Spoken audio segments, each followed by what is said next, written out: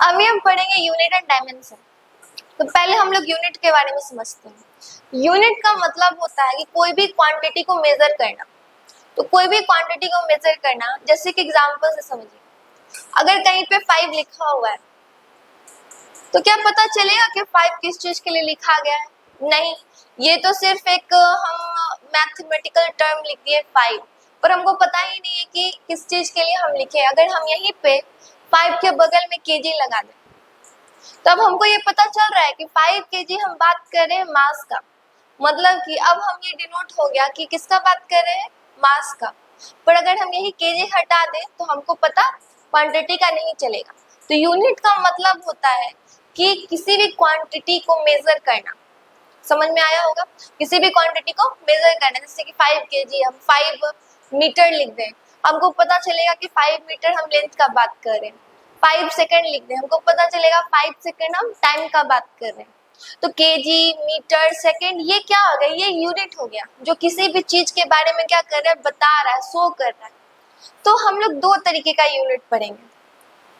तो दो तरीके का यूनिट, एक होगा फंडामेंटल यूनिट,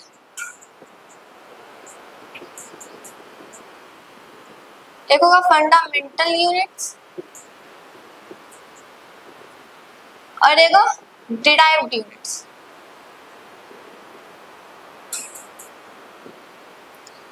ठीक है, तो पहले समझिए, फंडामेंटल यूनिट 7 होता है। 7 जो आपको याद रखना पड़ेगा, जो कि फंडामेंटल यूनिट का यूज करके हम लोग डिराइव्ड यूनिट बनाएंगे। तो फंडामेंटल यूनिट में आपको आता है जैसे कि मास, टेम्परेचर, करंट। जैसे कि अगर बात करें मास का, जैसे 7 क्वांटिटी होता है, मास हो गया, लेंथ, टेम्परेचर, फिर आपका हो जाएगा करंट, लुमिनियस इंटेंसिटी,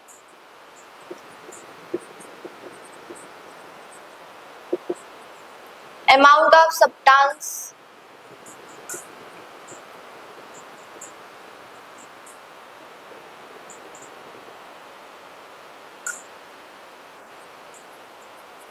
और एक टाइम रह गया, टाइम।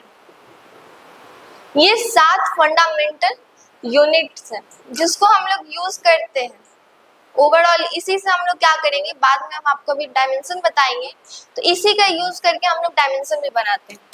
जैसे कि मास का क्या होता है? मास का केजी, लेंथ का मीटर, टेम्परेचर है तो केल्विन, मतलब कि मिली, टेम्परेचर को हम लोग केल्विन में मेजर करते हैं। करंट का क्या होगा आपका? Ampere, luminous intensity candela, amount of substance mole, और टाइम क्या हो जाएगा? सेकंड। तो ये फंडामेंटल 7 जो यूनिट है, इसको हम लोग बेस यूनिट भी बोलते हैं। फंडामेंटल यूनिट को कभी कभी आप देखिएगा बेस यूनिट भी बोला जाता है। ठीक है, तो यही सातों का यूज करके हम लोग डायमेंशन भी बनाते हैं और डिराइव्ड यूनिट भी पढ़ते हैं। पर ये सातों फिजिकल क्वांटिटी याद रखना बहुत जरूरी है।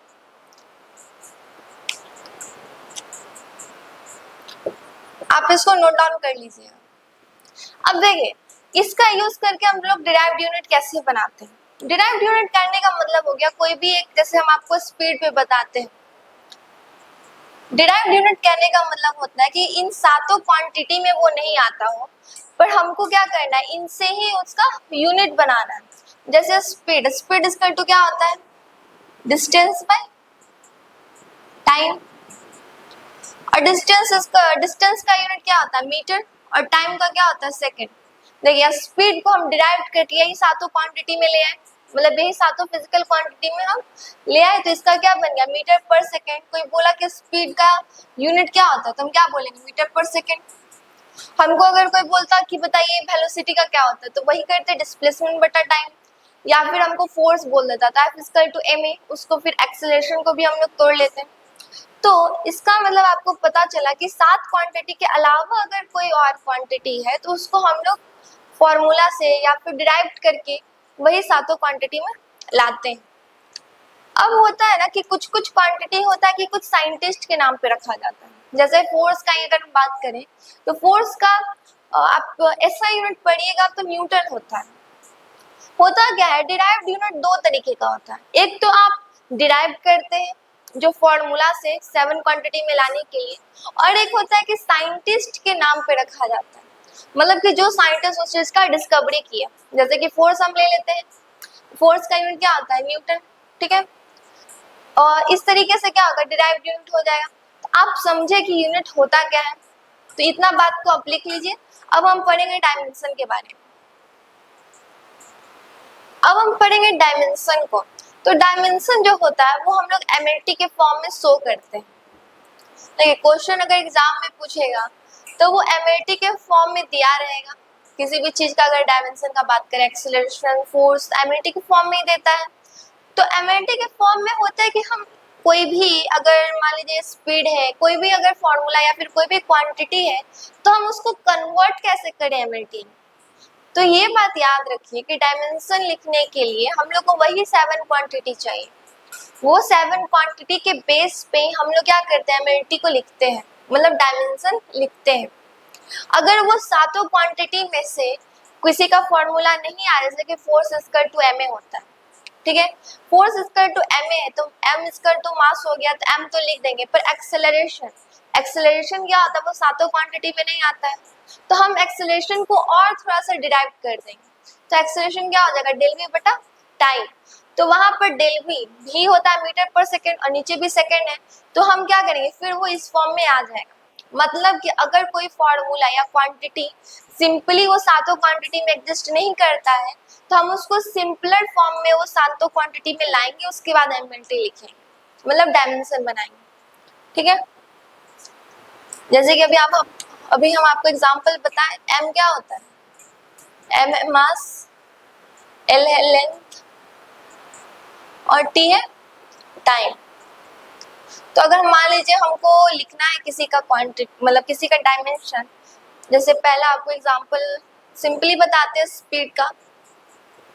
स्पीड का हमको लिखना है, तो स्पीड इक्वल टू क्या होता है, डिस्टेंस बाय टाइम, मतलब मीटर पर सेकेंड, मीटर पर सेकेंड होगा। तो हम अगर इसका लिखना चाहते हैं डायमेंशन, तो हम क्या करेंगे, एमएलटी के फॉर्म में ले जाएंगे।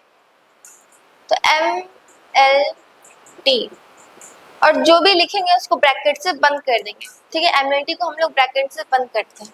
तो क्या इसके पास मास है, नहीं, मास में क्या लिख देंगे, 0। लेंथ है 1 है, तो लेंथ में हो जाएगा 1, और टाइम क्या है, इनवर्स में है सेकेंड, तो ये क्या हो जाएगा -1। तो हम इसको ऐसे भी लिख सकते हैं, इसका मतलब ये ऐसे भी लिखा सकता है, L1 और T -1। कभी कभी आप देखते होंगे क्वेश्चन में कि वो एमएलटी नहीं लेता है, सीधा एल या टी या फिर जो भी चीज है, जैसे इसमें मास नहीं था तो वो मास को हटा के डायरेक्ट हम लोग एलटी के फॉर्म में भी लिख सकते हैं, ठीक है। जैसे कि अभी हम आपको एक्सीलरेशन बताएं, एक्सीलरेशन हमको क्या करना पड़ेगा, डिराइव करना पड़ेगा। जैसे ए इक्वल टू क्या होता है, डेल भी बटा टी होता है। तो डेल भी बटा टी, भी का यूनिट क्या है, मीटर पर सेकेंड, और टाइम भी सेकेंड है, तो एक्सीलरेशन क्या हो जाता है, मीटर पर सेकेंड, मीटर पर सेकेंड -2 हो जाता है, या फिर मीटर पर सेकेंड हम लोग बोल रहे हैं तो ये लिख देंगे। तो हम लोग अगर इसको हम डायमेंशन लिखना चाहते हैं एमएलटी के फॉर्म में, तो क्या इसमें मास है, नहीं, तो मास 0, लेंथ 1 है, और टाइम क्या है, इनवर्स 2, -2 है ना, यहाँ पे -2 लिख देंगे। तो ये क्या हो गया, डायमेंशन लिखा गया। इसको हम लोग सिंपली ऐसे भी लिख सकते थे, L1 था और T -2। कभी कभी देखिएगा कि अगर L के पावर यहाँ पे 1 है तो क्या करता है, सीधा वो L T -1 लिख देगा। इसका मतलब वो सबको पता है अगर कुछ नहीं रहता तो 1 ऑटोमेटिकली हम लोग मानते हैं, तो वो ऐसे भी लिख सकता है, ठीक है। अगर वही कोई फॉर्मूला वो सातों क्वांटिटी में नहीं आ रहा है, जैसे कि फोर्स, फोर्स इक्वल टू क्या होता है, एम, मास तो आ गया। एक्सेलरेशन को क्या करेंगे, ये तोड़ देंगे। तो एक्सेलरेशन को अगर हम डिराइव करेंगे इसके फॉर्मूला को, तो क्या होगा, मास इनटू डेल वी बटा टाइम, ठीक है। तो अब क्या हो गया, यहाँ पे अगर हम डेल वी बटा टाइम को करेंगे तो मास इनटू मीटर, और यहाँ पे क्या होगा, सेकेंड स्क्वायर। अगर हम अब इसका एमएलटी के फॉर्म में इसको डायमेंशन लिखते हैं तो इसमें क्या जाएगा, इसमें मेरा मास भी है, तो मास को हम लोग किससे डिनोट करते हैं, केजी से, पर हम लोग सिंपली समझ रहे हैं क्या दिया हुआ है, ये मास है, ये क्या है, लेंथ है, और ये क्या है, टाइम है। ठीक है, तो मास क्या हो जाएगा 1, लेंथ भी क्या हो जाएगा 1, और टाइम क्या हो जाएगा -2। तो ये हो गया।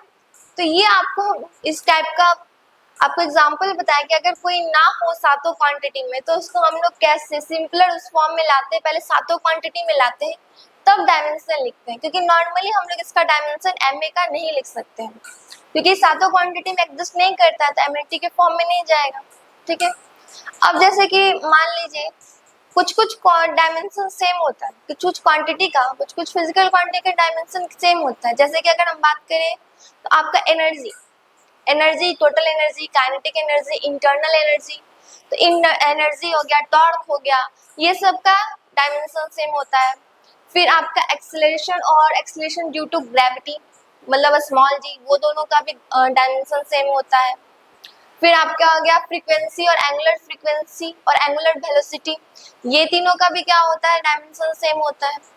तो कुछ कुछ ऐसा एग्जाम में ना, कुछ कुछ ऐसा क्वेश्चन है जो जिसका डायमेंशन क्या होता है, सेम होता है। और कुछ कुछ अगर हार्ड करना है, जैसे प्लैंक कांस्टेंट, कभी कभी एग्जाम में पूछ देगा प्लैंक कांस्टेंट का डायमेंशन क्या है, तो कंफ्यूज कर जाते हैं, क्योंकि हम लोग मेनली जो होता है नॉर्मल जितना क्वांटिटी, जितना हम लोग फिजिकल क्वांटिटी देखते हैं फॉर्मूला उतना कहीं याद करते हैं, पर कुछ कुछ कांस्टेंट टर्म का भी वो पूछ देता है।